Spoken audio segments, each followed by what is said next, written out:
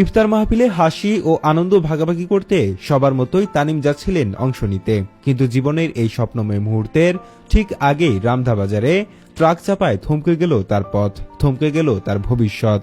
আবু তাহের তানিম দুই ভাইয়ের মধ্যে ছোট, শান্ত, বিনয়ী ও মেধাবী ছেলে, যে সকলের প্রিয়।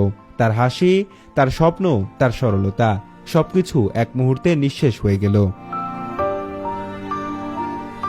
তানিম ১ নং আলীনগর ইউনিয়নের ৭ নং ওয়ার্ডের কাদিমলি গ্রামের জার্মান প্রবাসী বুরহানুদ্দিনের ছেলে। পুরো আলীনগরবাসী এই আকস্মিক শোকের মধ্যে এখনো স্তব্ধ।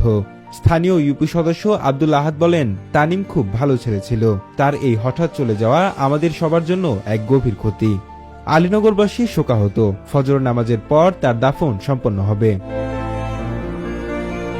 এই হৃদয় বিদারক ঘটনা মনে করিয়ে দেয় জীবনের অপ্রত্যাশিত সত্য, যেখানে আনন্দের ঠিক আগ মুহূর্তেও আসে